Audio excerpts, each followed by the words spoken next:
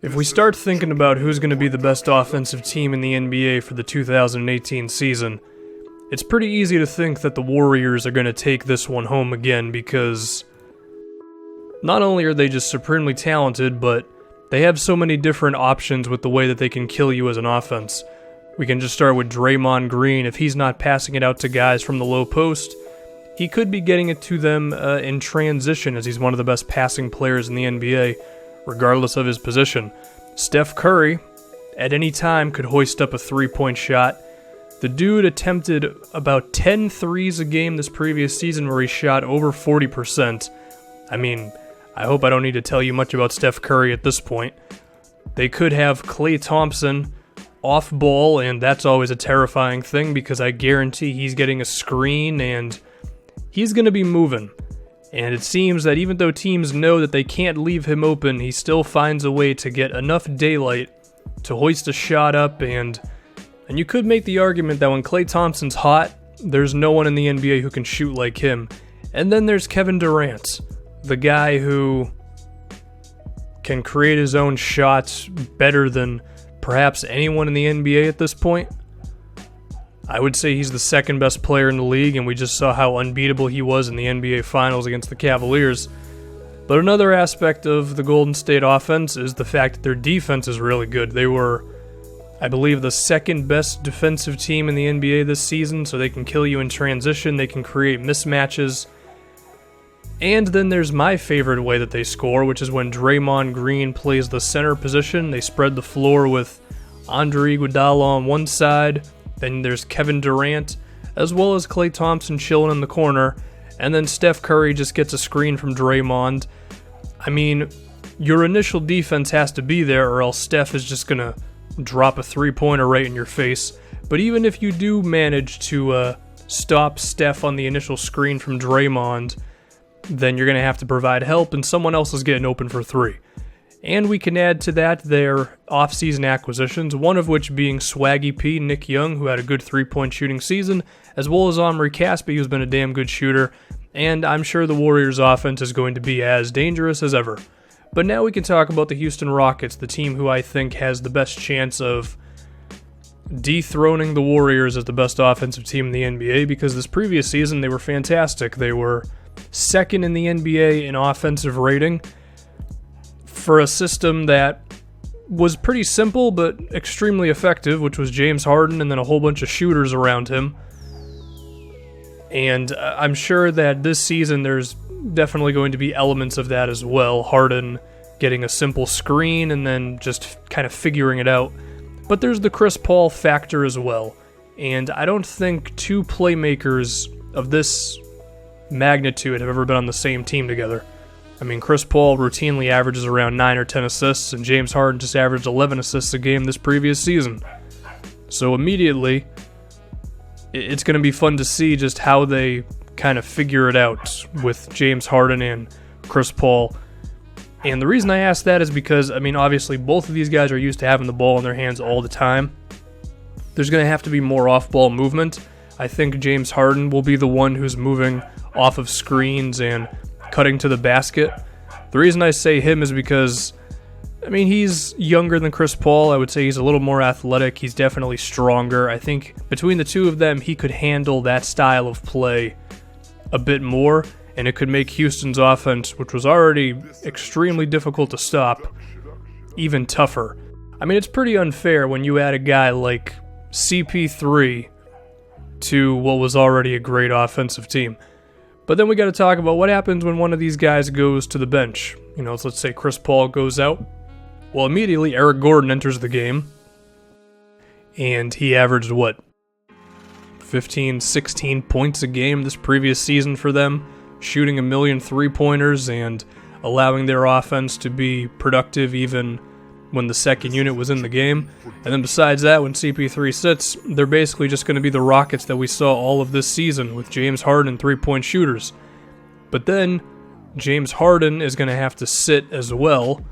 And then when he does that, well, guess what? Now Chris Paul can just run the show.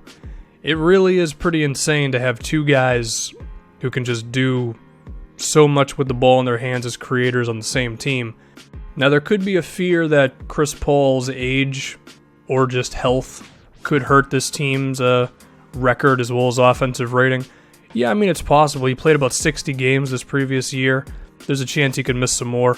If we could talk about some of the offseason moves they made, they mainly acquired defensive players. One of them is Ba Mute, who is a wing player who can switch and defend multiple positions. And then PJ Tucker, who's strong as hell and did a pretty damn good job defending Giannis in the playoffs this previous year for the Raptors.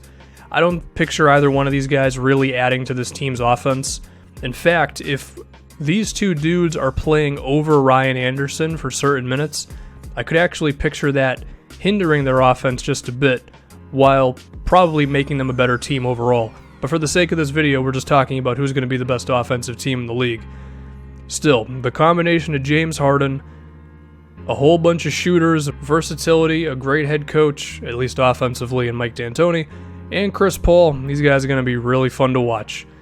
And actually, I want to talk about the Denver Nuggets now, because they were the 5th best offensive team in the NBA this previous season, and they weren't even using their best team out of the gate, because there was a chunk of time in the beginning of the season where Nikola Jokic just wasn't playing enough. Now, the last couple of months, he was finally getting the minutes he deserved, and as a result, he was putting up the production that we expect of him now. There was a stretch where it wasn't happening, and these guys still finished top 5 in offensive rating. So just imagine what's going to happen if they give Jokic the keys to the offense from the moment the season begins, and he can use his mid-range shooting. Perhaps his three-point shot will take another leap. And then, of course, that beautiful playmaking.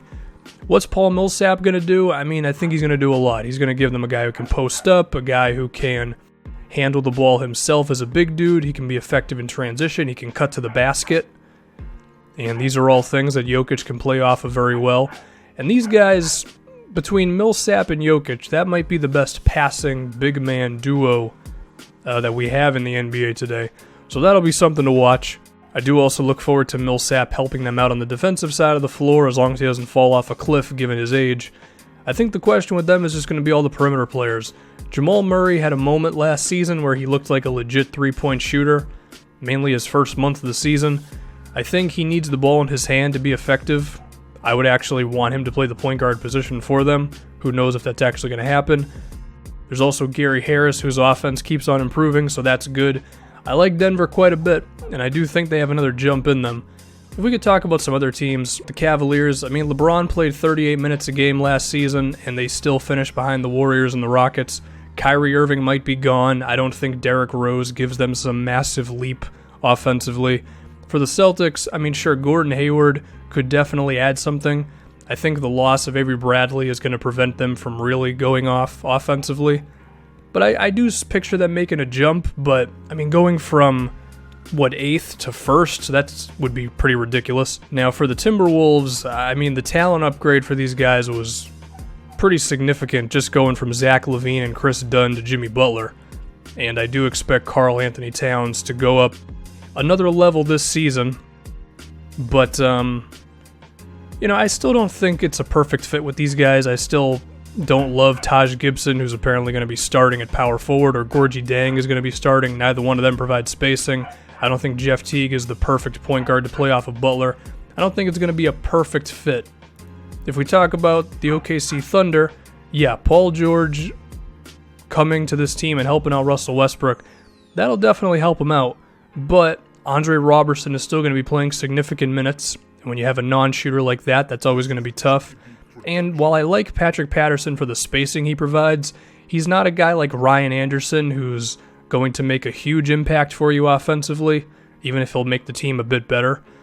If I had to make a pick, it's probably the Warriors, which is not the fun selection. I understand that one. The shooting that they have on this team, combined with the shot creation and the fact that Draymond Green is a cheat code, and I think they're all pretty acclimated with each other. I do think there's going to be an adjustment period for Chris Paul and James Harden, so probably go with the Warriors.